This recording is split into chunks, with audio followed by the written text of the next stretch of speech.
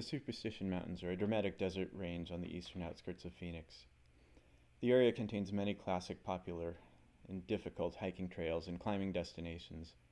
Visitors can backpack for days in the wilderness just outside of one of the nation's largest cities or just visit for a day. By summer, though, most sensible people find other destinations in Arizona's mountains or buildings and leave the wilderness to the animals and the insensible. As a desert biologist who remains active outdoors for hiking, mountain biking, and photography all summer long, I might be one of the latter. One of the most iconic peaks in the range is Weaver's Needle, a volcanic plug formed by the erosion of the softer rock formerly surrounding the harder rock of the peak. Reaching the peak is possible with either technical climbing or a difficult scramble that would be hazardous if unprotected. I wasn't here to climb it though, and I also wasn't here to follow the lengthy loop trail around the base. My visit on this early summer day, not excessively hot but unusually humid thanks to some rain earlier that week, was to attempt to circumnavigate Weaver's Needle in as perfect of a circle as I could, deviating from the line loaded into my GPS only where necessary. Here's the most brief history of similar navigation challenges. The British person Tom Davies, GeoWizard on YouTube, creates a mix of content around indoor geography knowledge, the game GeoGuessr, as well as outdoor adventure, and a few years ago set off in sequence to cross several countries, Wales, Norway, and Scotland, all in completely straight lines and adventurous fashion. Others have since followed in his footsteps. Although I'm planning a straight line mission of my own later in summer in a completely different environment, I couldn't help but imagine some alternatives to that specific style of challenge, knowing of Weaver's Needle's convenient shape and dramatic scenery. Set off myself to test out the concept, the action camera, and my own ability to produce a video to share after the event.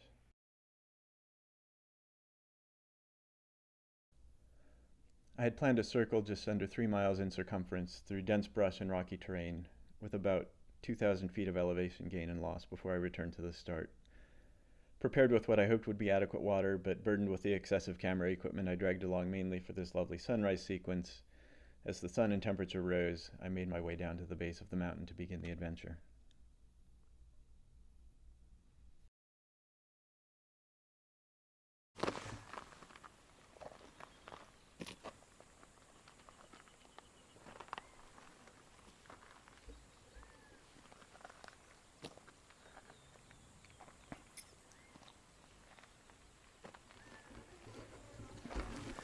Good morning.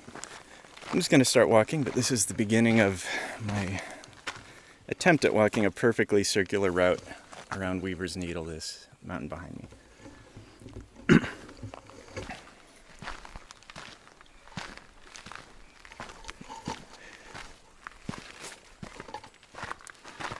There's a trail here, but it's not going to last for long.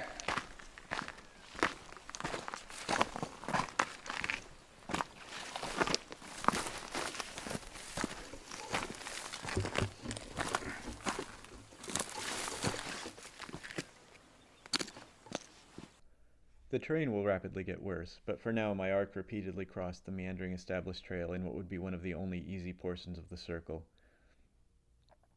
A major wildfire 4 years before still left signs that will be visible throughout the adventure, and also resulted in a mix of dead shrubs and overgrown undergrowth that was occasionally inconvenient. Much of the mountain range was subject to a long-term closure for recovery after the fire, and abundant rains the previous winter certainly have contributed to that recovery. At this elevation, the Sonoran Desert begins to transition into grassland and chaparral, so whereas make occasional visits around the route, we'll see more later, but few were present at the beginning. Shrubs such as jojoba, which produces a commercial oil, and sumac occasionally slowed me down, but the worst of it was still ahead.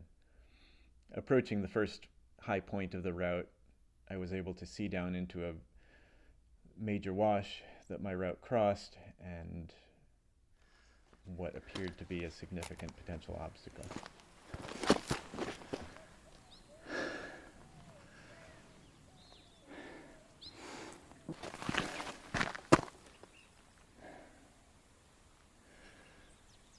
This might be about the last we see of the trail.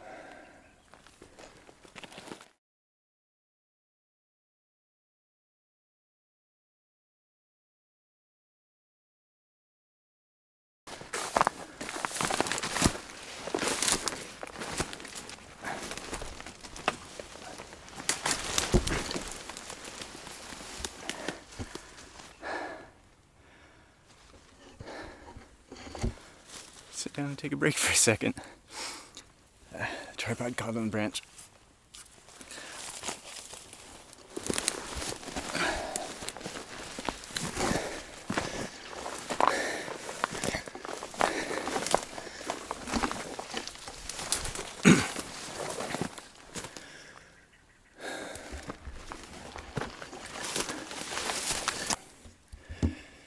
Cat claw acacia.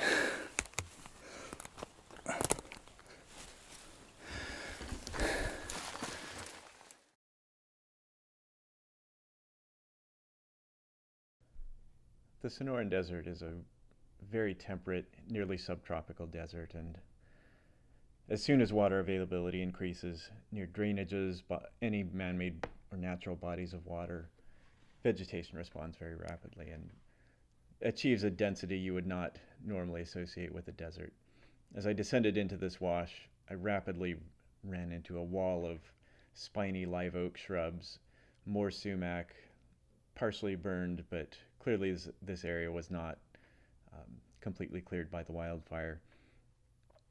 And no single route seemed to be any better than any other to proceed through it. I was able to keep quite well to the line that I had set, but a deviation wouldn't have helped me make it through this obstacle any faster. Fortunately, there were few spots, but at least one where I had no choice but to just take my pack off, crawl through the dirt, and drag my things after me.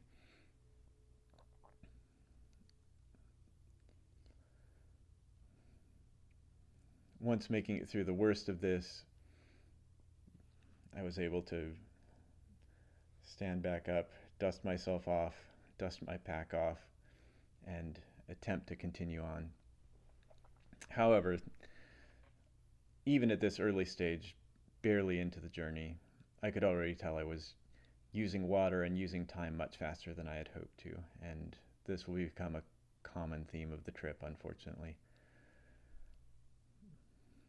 As I climbed out of the brush, though, I had achieved approximately 45 degrees of arc, 1/8 of the entire circle.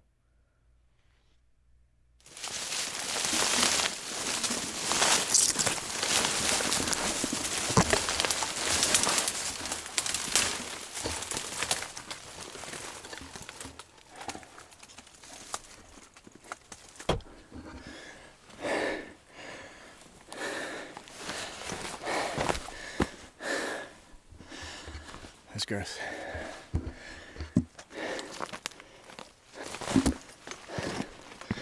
What's a cactus doing in this jungle?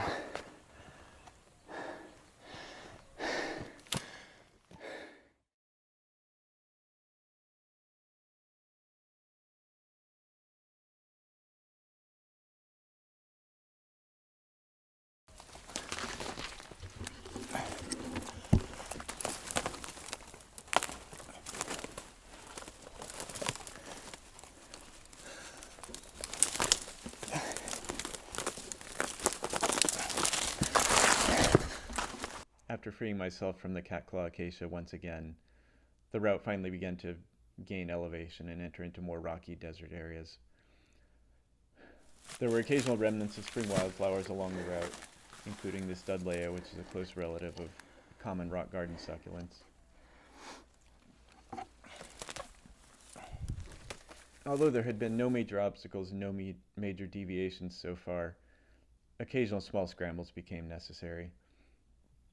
While evaluating the route beforehand, I did not even spend very much time tweaking it. As a circular route, any change was really difficult to predict the effects around the entire area, and the quality of the aerial imagery in this location with shadows from all the cliffs meant that I could end up with impassable obstacles almost no matter what I did.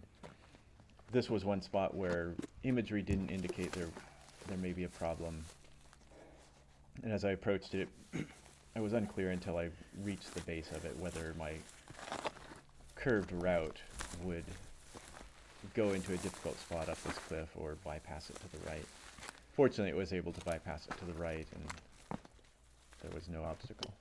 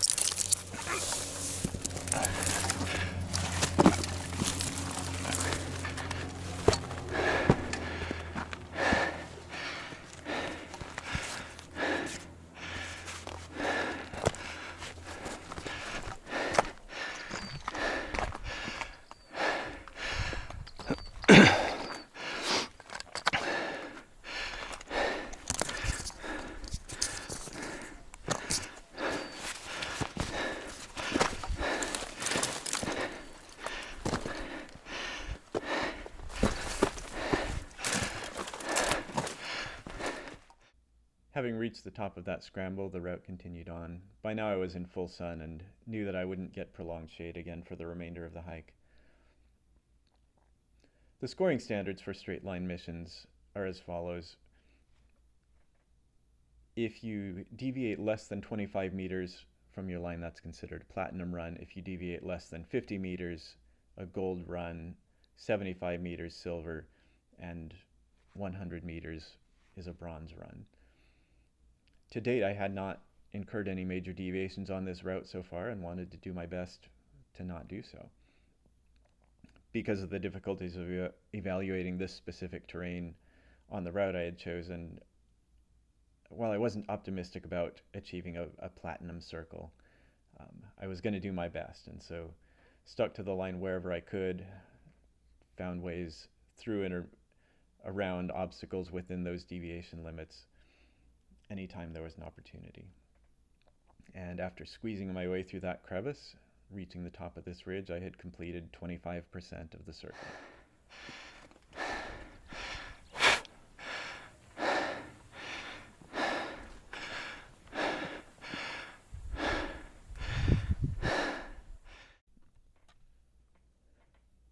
During my lunch break here, I stopped to introduce straight line missions, as I've already now done in the intro, and why the circle attempt was even dreamed of in the first place, as well as the entertaining historical tidbit that Teddy Roosevelt may have been the first straight line missioner. He would take family, friends, and politicians on adventures navigating straight to a distant point, regardless of obstacles in the path, with the motto over, under, or through, never around. Unfortunately, the sound settings on that camera were messed up, so the audio wasn't usable. Although I had hoped on this mission to include a little more desert biology trivia and better footage with the now mostly useless, yet still extremely heavy proper cameras I've been carrying, I realized almost at the start that I couldn't afford the distractions or delays. I spent a moment with a common side blotch lizard at my lunch spot, and with a final view to the north deeper into the wilderness, I kept going.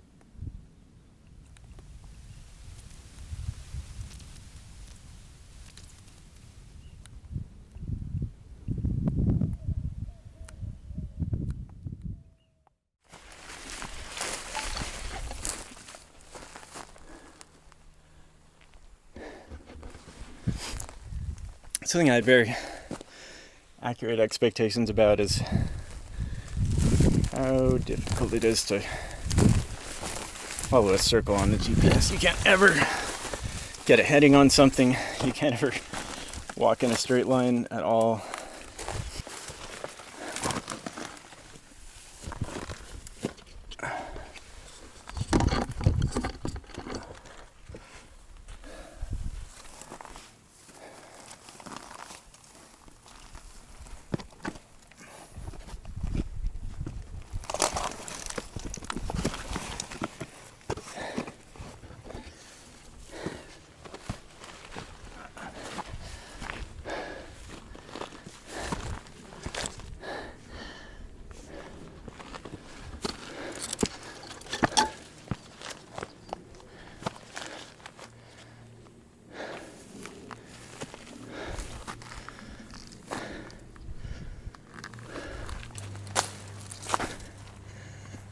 Okay, I might have a problem here.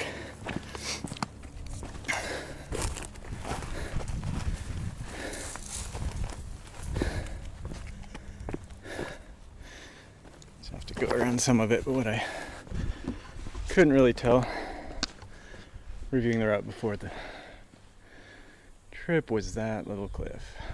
It's not so little. This was one cliff I had seen on the aerial imagery and believed that my route would curve and pass safely to the right of the cliff portion, giving me a feasible scramble up the hill, and that is what turned out to be the truth, fortunately.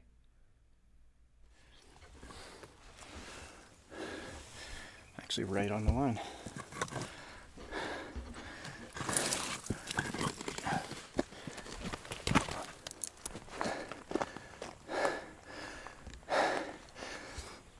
You're not getting me yet.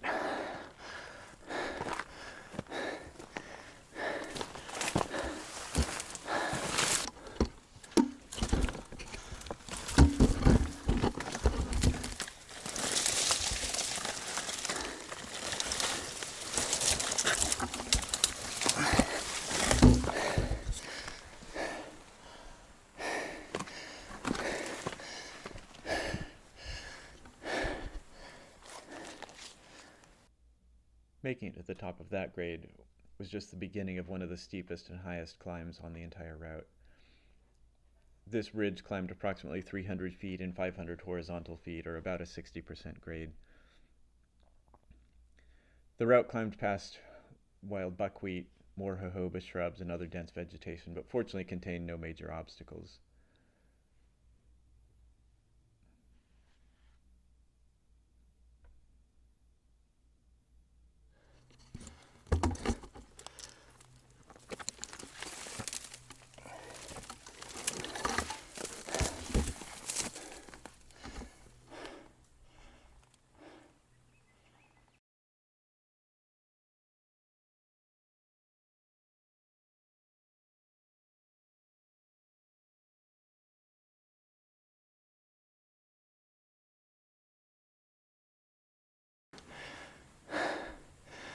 There's a way through that.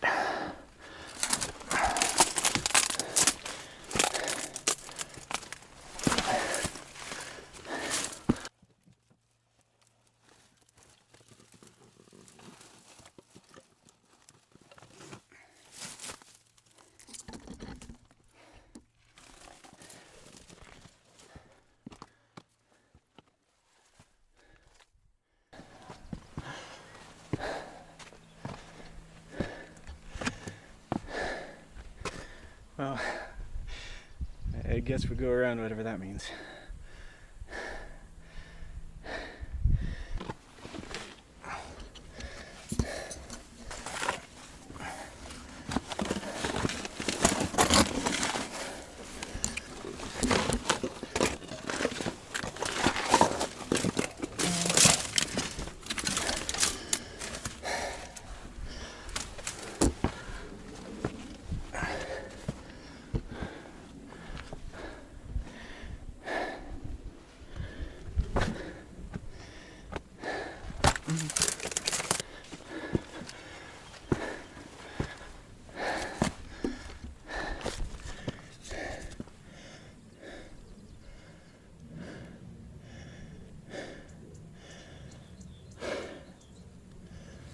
Yeah, 50 feet off.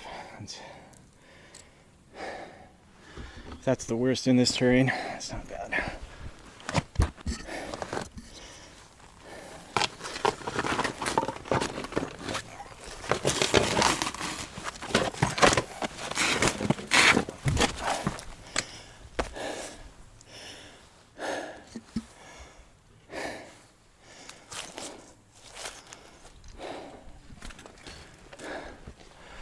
Yeah, someone could have done it, but not me today.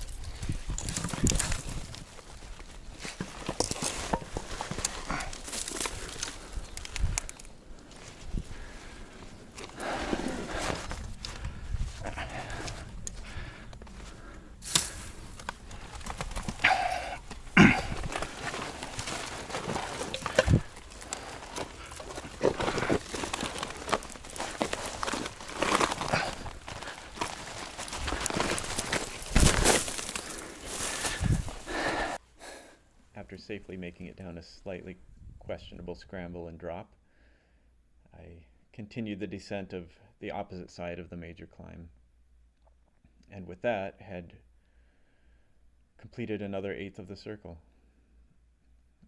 The major deviation to this point was still only approximately 50 feet, and I was at this point still on track for a platinum circle. Just drag those between my legs, they're spiny. With that, I headed up the last of the major ascents on this portion of the circle. After this, the terrain would become somewhat easier. Reaching the top, I had an excellent view back over the dramatic scenery and steep descent of the previous segment.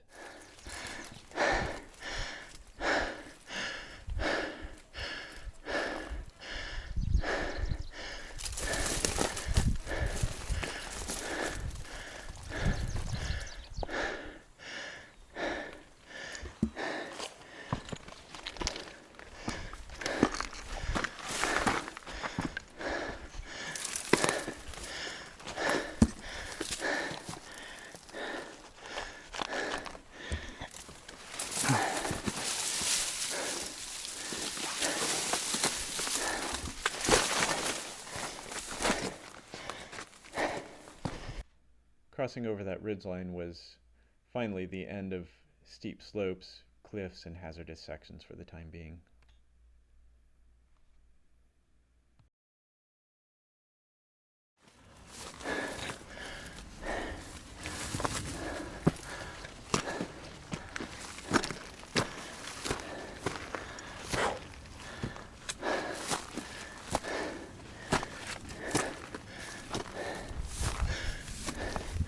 I think my body wanted the line not to go so high up the hill.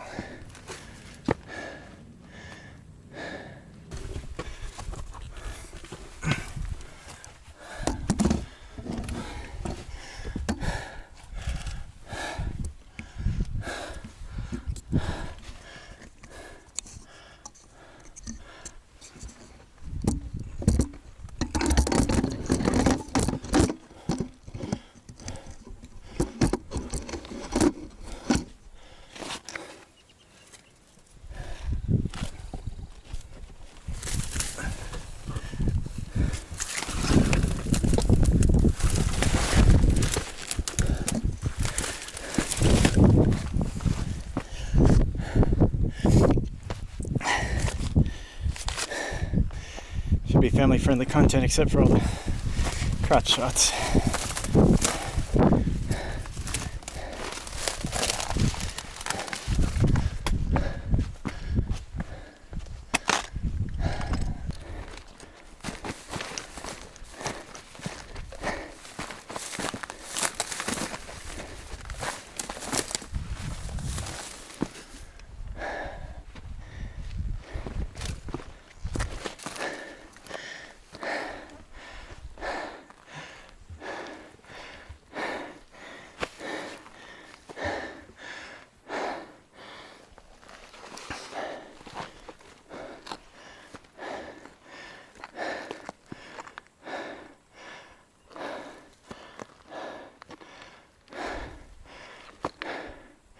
At this point, as I entered into relatively easy terrain, I had now completed 50% of the circle, and still no major deviations.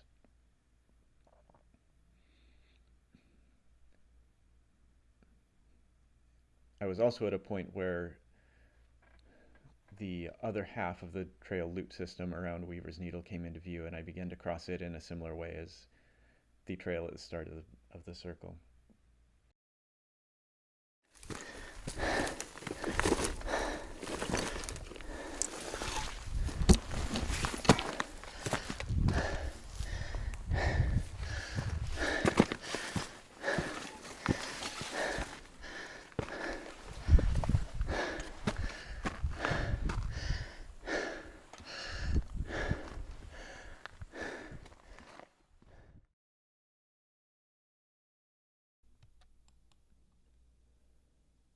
Leaving the trail again, I began to look ahead towards an upcoming adventure. A backpacking trip in Denali National Park in Alaska.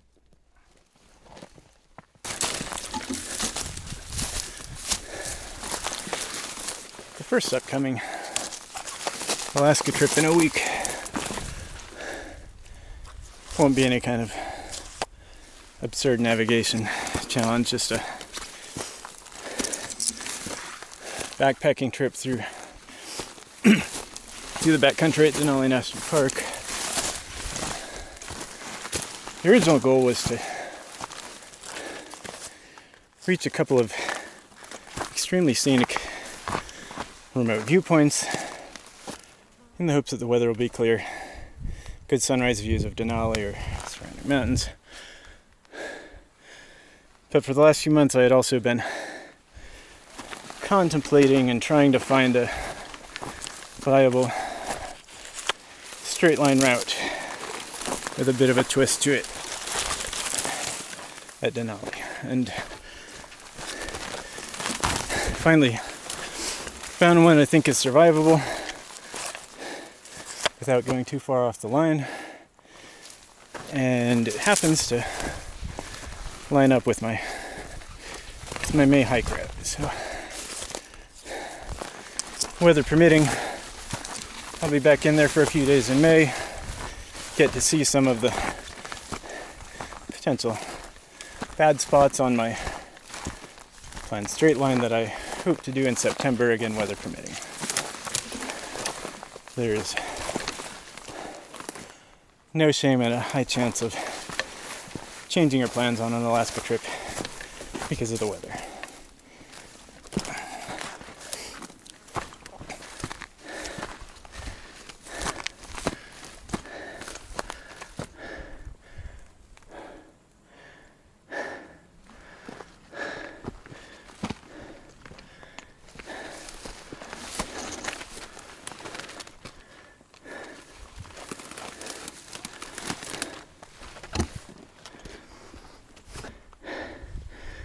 Starting to wish I had the gloves. Fingertips are getting a little bit raw and just soaked with sweat.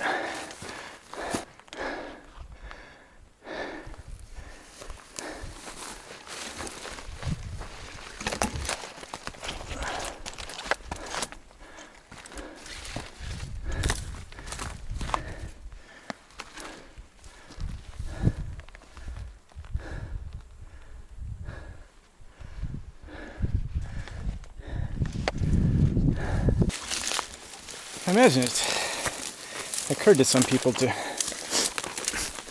wonder about rattlesnakes and things. They certainly could have been out this morning. Just trying to watch where I walk, hope that they see me and warn me. I have somewhat tall leather boots on, but in general it'd be a higher chance of finding them at night out here. They weren't in the top 10 list of things I worry about, I would say. But I realized I used my left hand as an example, which is missing a finger because of a rattlesnake bite in 2009. I was kind of doing what I was supposed to do. It was actually a typical biologist on-the-job incident, but it was a difficult situation. Retroactively, mistakes were definitely made. But it could have been worse. Should have lost my whole arm, almost died. Thought it was about as severe as a bite gets. But I was also 10 minutes from a small rural hospital that was able to keep me stabilized until medevac to a real hospital.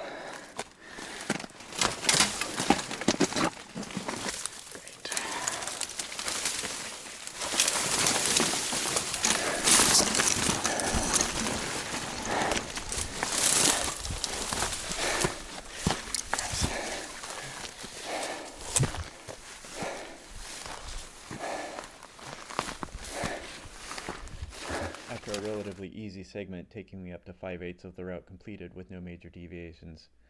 Unfortunately, the line then ventured into a patch of dense shrubbery, followed almost immediately by a seemingly gratuitous hill climb.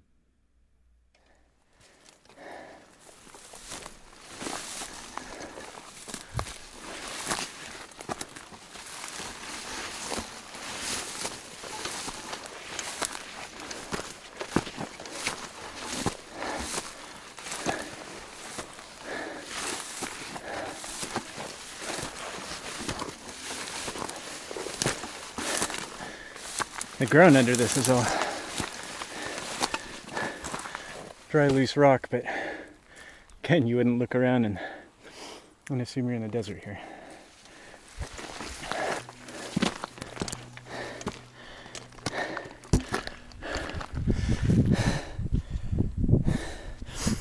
Had 3/4 of a mile to go. Get back to the trail where I started. And then these pants are soaked with sweat. Not pee.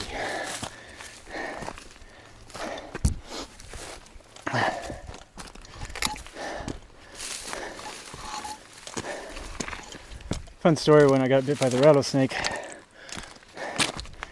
While they were checking me into the ER, they were just listing off symptoms right down on the chart.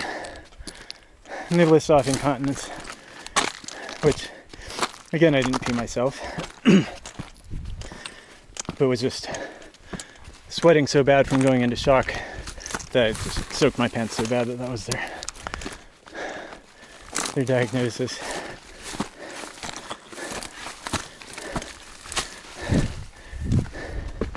They saved my life, but did make some missteps with the first steps of critical care. Well, I couldn't resist a short break in the shade of the boulder with a breeze. Basically, I have to get over that near ridge and down the other side. It's not going to be fun.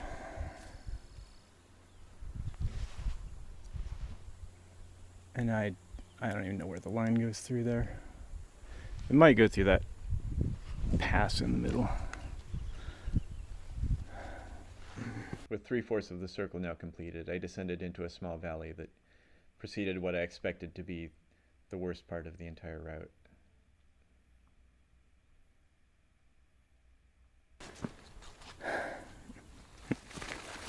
The temperature in the shade's still actually only 80 degrees.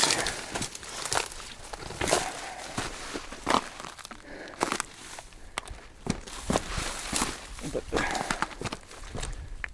sun and humidity definitely make it worse. There's a bit of a breeze.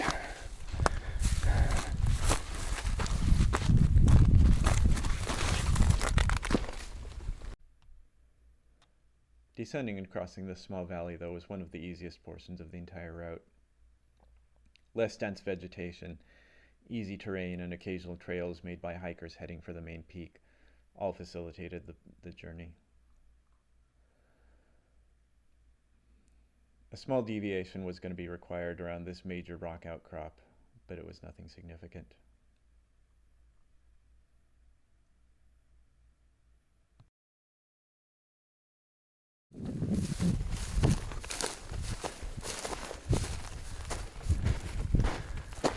Oh, if only it were all like this.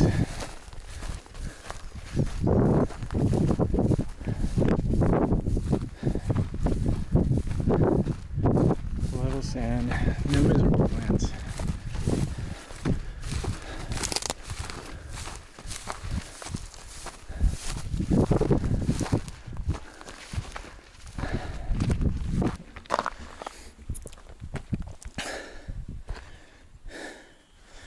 Trivia about the name of the peak.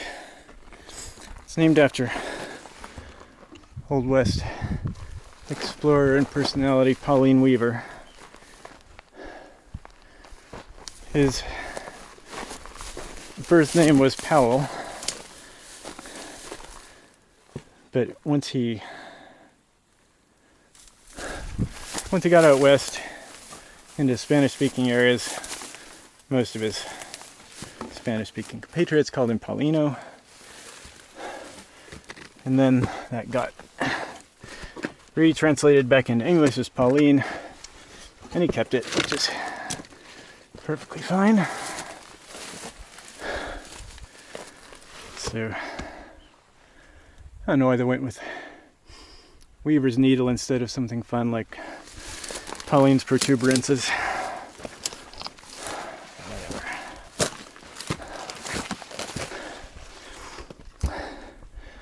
Well, we all know I'm not not going over that, whatever the line says.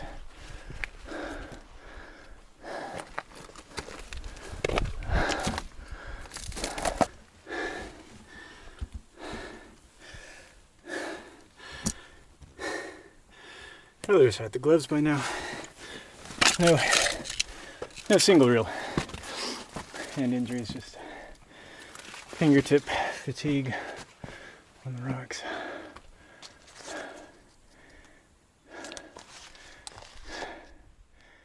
I had expected major obstacles on this final ridgeline on both potentially the ascent and the descent of the other side. Reaching a point where I couldn't climb any higher, I had to make a choice between going to the right or to the left. Examining the potential route to the right seemed like it was either impassable or would require a very large deviation, and I chose the left as probably the safer and closer alternative.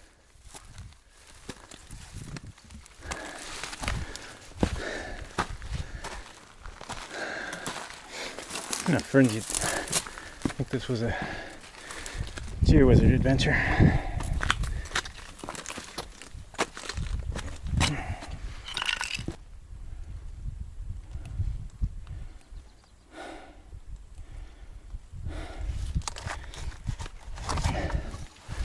I think 97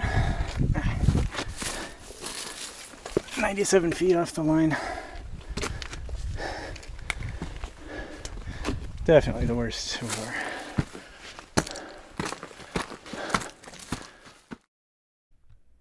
With a deviation that had clearly exceeded the bounds of a platinum run, I was going to have to settle for gold, if not worse, depending on what lay ahead. Climbing through a maze of boulders and up the final slopes to the highest point of this ridgeline, though, I was about to find out what that would be.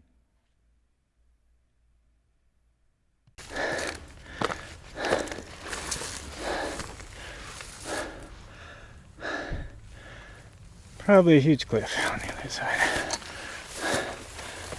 Why wouldn't there be?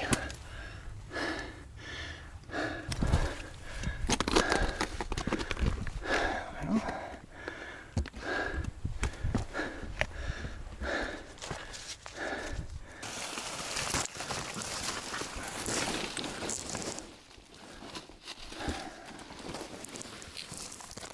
after an awkward squeeze through the shrubbery, I was out into a boulder field which I knew had the potential to hide cliffs or other obstacles on the final descent.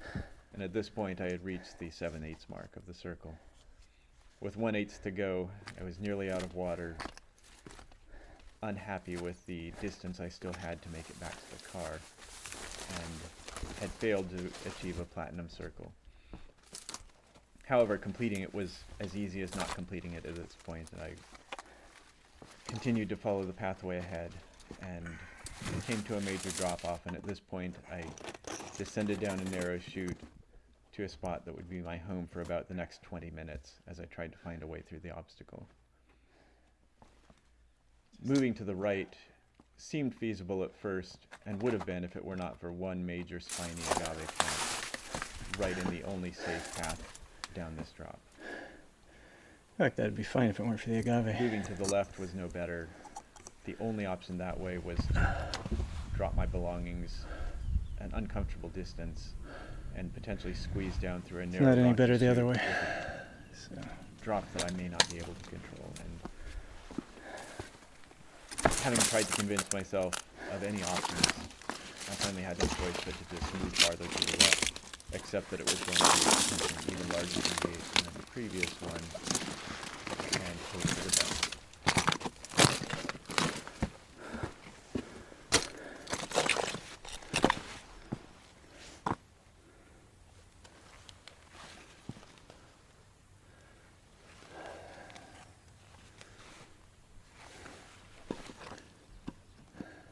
Okay, that wasn't the greatest. I had to stow the camera, lower my pack down, drop down that, and I still can't. There's no safe way down this next drop. I've just got to go way off the line. Do this whole gap. Honestly, it's probably gonna freak out my GPS unit.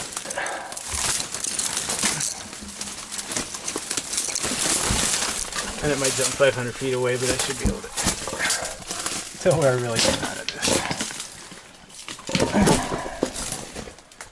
I have the switch here though.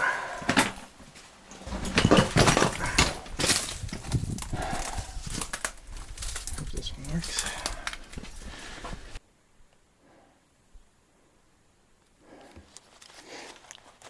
I'm like 135 feet off. So by the time I get around this, probably right at the 50-meter mark. That's what it had to be.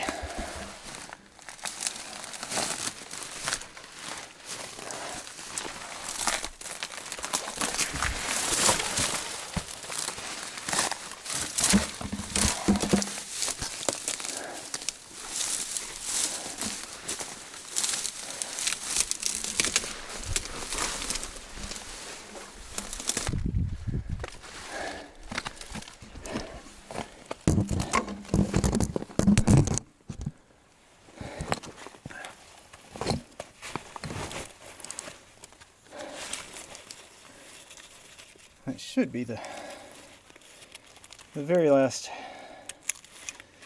absolutely terrible physical challenge.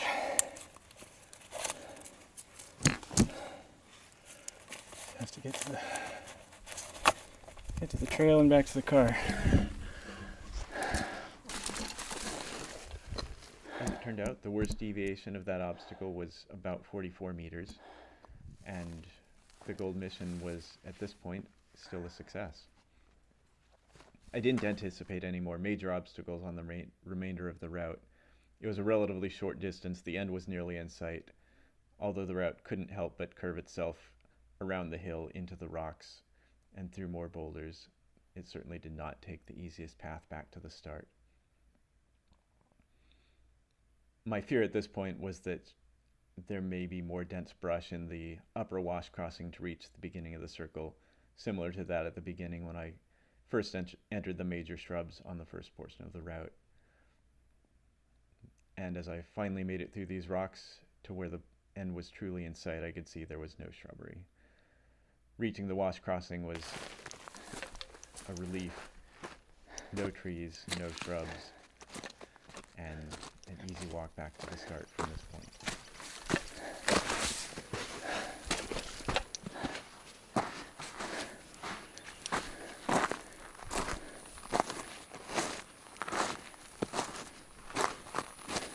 Climbing out of the wash, there was nothing left but a relatively short level walk on or near the trail back to the start. And with that, the circle was complete.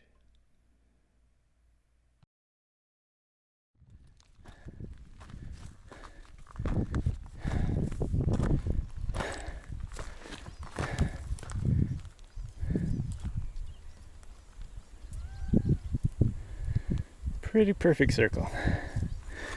I actually put a secondary alternate circle higher up on there, depending on what I felt like doing.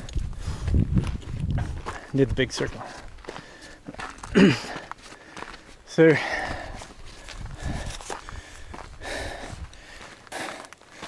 not gonna keep this going on the way back to the car.